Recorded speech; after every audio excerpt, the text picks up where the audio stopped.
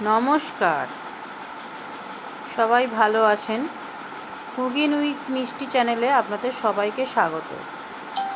আজকের করে দেখাবো বাঙালির অতি প্রিয় ঐতিহ্যবাহী রসগোল্লা। 500 গ্রাম দুধ নিয়েছি একটা পাত্রে, নিয়ে তাতে ভিনিগার দিয়ে দুধটা ছানা কাটিয়ে নেব। ছানা কাটিয়ে নেওয়া হয়ে গেলে সেই ছানাটা ভালো করে জল ঝরিয়ে নেব।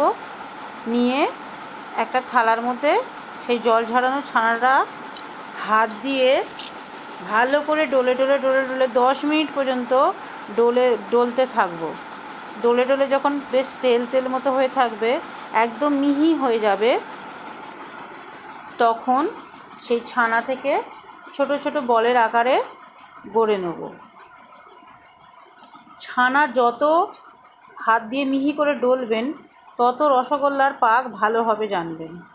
ছানা এই ডলার উপরেই রসগোল্লা কেমন হবে সেটা নির্ভর করবে। ওই জন্যে ছানাটা যত ভালোভাবে আপনি মিহি করে ডলবেন হাত দিয়ে, তত সুন্দর রসগোল্লা হবে। সব ছানাগুলো আমার বল বানানো হয়ে গেছে। এবার একটা পাত্রে জল গরম করতে দেবো। জল যখন খুব ভালো করে ফুটে উঠবে, তখন 2-3টে এলাচ একটু ফাটিয়ে নিয়ে সুগন্ধের জন্য জলের মধ্যে দিয়ে দেবো।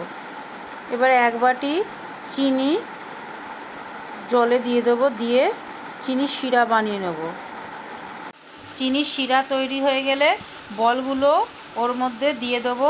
দিয়ে 15 মিনিট ফুটিয়ে নিলেই দেখবেন বলগুলো আস্তে আস্তে ফুলে উঠবে এবং রসগোল্লা তৈরি হয়ে যাবে।